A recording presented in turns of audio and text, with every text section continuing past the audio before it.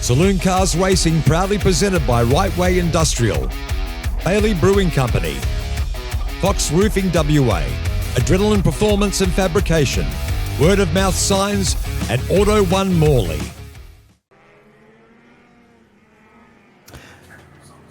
Our saloon cars heading out onto the circuit, and it gives us a bit of an opportunity to have a look at our championship points. Adam Coberstein on 225 from Reg Ralph on 186, but only 6 points back is Jack Parham. So that is game on in between first and fourth place for the Pro-Ams.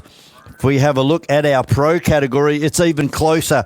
232 to Jackson Callow, and that's what's 22 points back to Gary Hills, and then Rob Marcon, and you can throw in Tyson Sadler in that group as well. So that one will be decided between the top five.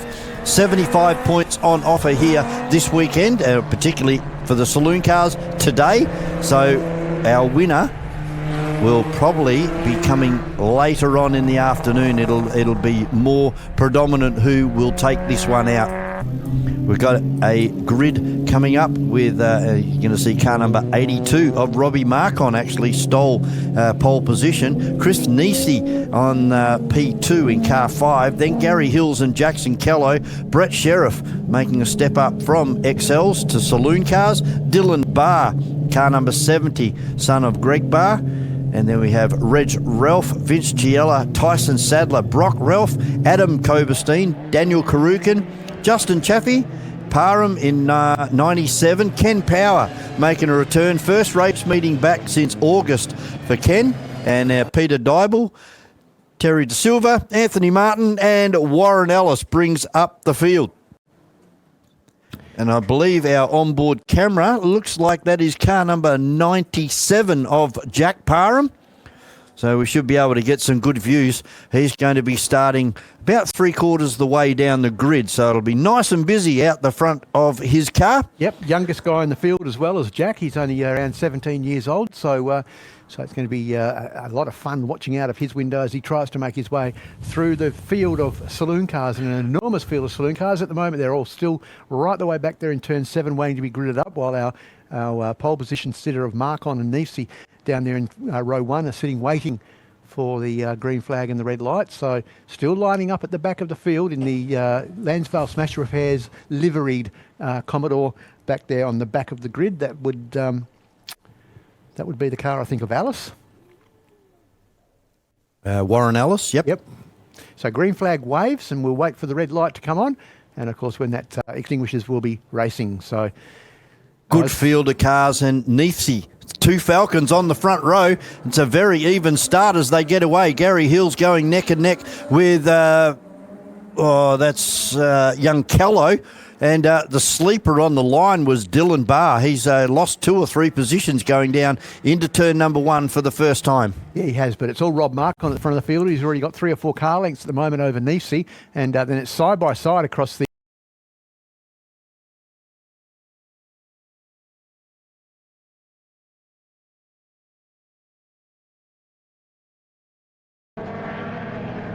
Five cars involved in that one, and there were some big hits in there. Yeah, Alice up the back of Martin there. So look at that. Yeah, so that's a real shame for those guys. So we've got the onboard camera. So we got Daniel Karukin there, Anthony Martin, the car you were just talking about, Alice and Jack Parham over there, and there is another car. Looks like we've got 5 cars involved in that one, and red flags will come out very, very shortly. I would suggest they're going to block the racetrack over there. Yep, so they've got the safety car out at the moment, so they will be able to get the safety car through single file past that. So, but yeah, they're going to have a lot of vehicles over there trying to get those cars. Oh, there's Dylan Barr as well, so there's a 6th one involved as well.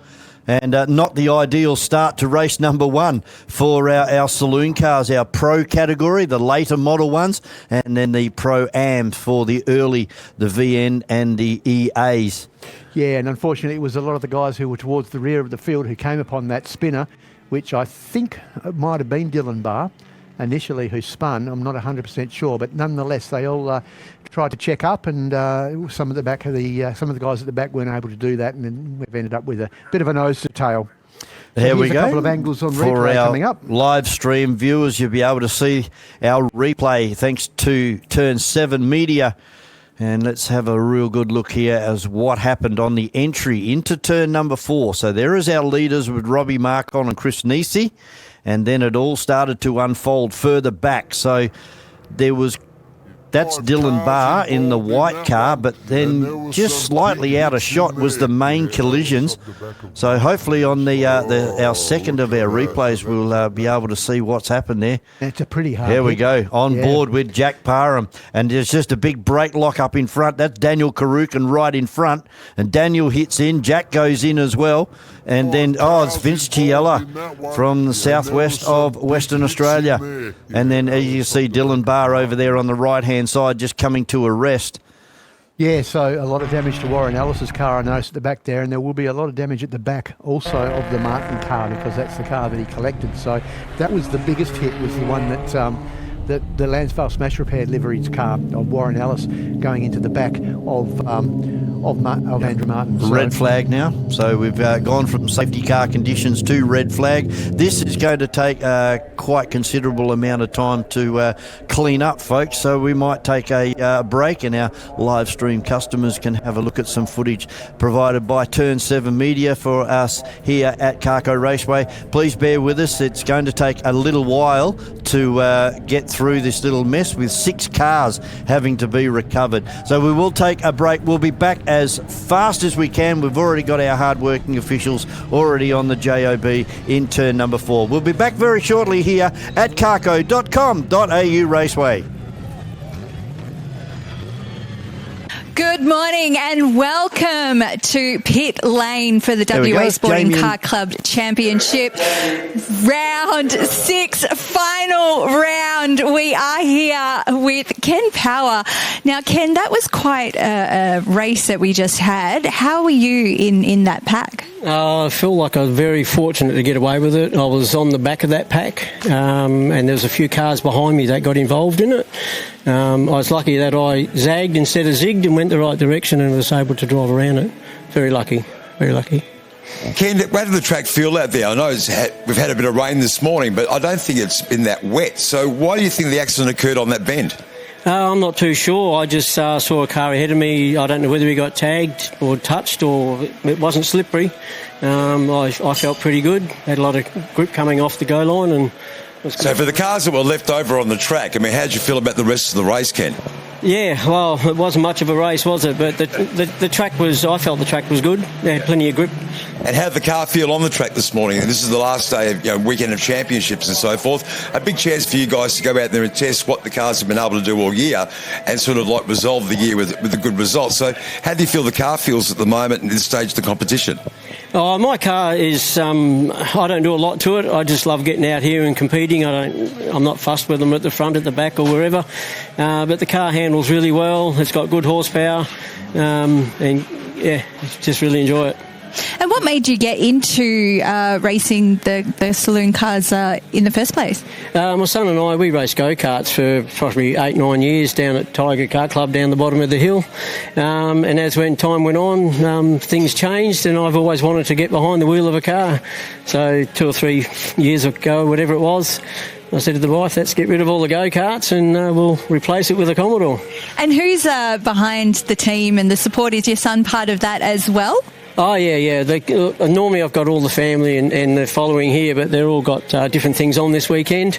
Kyle's always here helping me out and his mates as well and great following with the wife. Yeah. Well, Ken, I've got to say to you that, really with the team is one thing, but you've got a great amount of sponsorship support as well. So would you like to give your sponsors a big plug?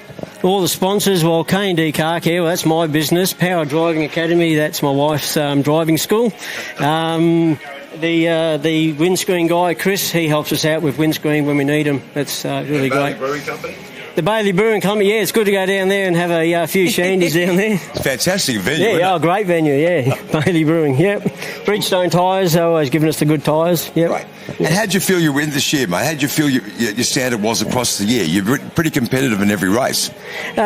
Look, I've only done 4 race meetings. This is the 5th. I don't get to race all of them. I just come out here to have fun, and if the car goes well and if I steer it well, then, hey, happy days.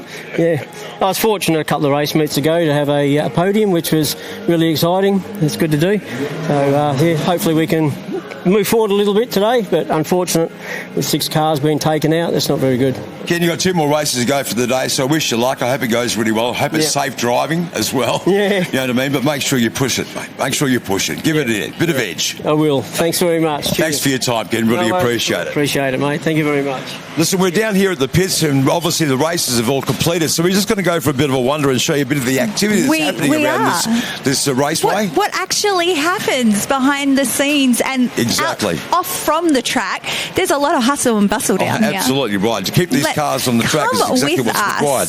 So at the moment we're seeing a bit of a tweak on the tyres here at from Sadler with one of his sedans. Getting ready. Pretty bashed up, so obviously they had a fair bit of action on the track with that accident, obviously. So obviously instant repairs. All driver from car 51, blue car, please come to the race office. Thank you. So, hello. Hey mate, how are you? Yeah, good. Well, great to have you on here. Tell me, what happened in the accident? Any sort of scope on what actually caused the 5-car pile-up on the track? No, it looks like there was a bit of, from what we saw, a bit of smoke. So somebody's pinched a wheel going into the corner, and obviously everybody reacts behind. And there was a bit of bumper to bumper there. Young Tyson Sadler here got a hit in the left-hand front wheel, and it's bent the rim and tie rod end and buggered a brand new rack that I've just put in. So we'll have to go and get another one. But luck of the Irish. Is it the end of racing for you today? No, Are you going to be able to get the car back on the track? We've actually just luckily we undid some bolts and a few things popped back, so that was good. But we made a few adjustments, and it looks like we're going to survive for the rest of the day. A couple of the other cars didn't go so well, did they? They're not going to fare so well. We probably won't see them for the rest of the day, will we? No, unfortunately, and we were competing pretty hard with Vinny Sciarella. We really Tyson likes racing against him, and we were hoping to compete on the track all day, but it looks like his car's pretty badly damaged. Look forward to 2026 on that one. Yeah, next year for Vinny. Does something like this then change the strategy that you had going in for today? Well, today's strategy really was to survive. It's the last round of the year. We didn't want to break anything. We're on last set of brakes and last set of tyres and that for the year. So it was a matter of just go in and not break anything. But a bit disappointing in Heat 1 to have some damage. But we've adjusted it as best as can be, and now he needs to adapt and overcome. With the pile-up on that turn, was there any oil or any coolant left on the track, or has it all been cleared away? There was no liquid on the track at all? I don't know. I haven't seen. I've looked at the video footage. It looked like there was maybe a bit of coolant, but as far as I know, there's nothing too major. Wish you luck, mate. Hope you get back on the track and have a good afternoon of racing, whatever transpires anyway. All right? Yeah, Thanks for your time. Appreciate it Thanks very much. a lot. All right, we'll keep wandering. Saloon Cars Racing proudly presented by Rightway Industrial, Bailey Brewing Company, Fox Roofing WA, Adrenaline Performance and Fabrication, Word of Mouth Signs, and Auto One Morley.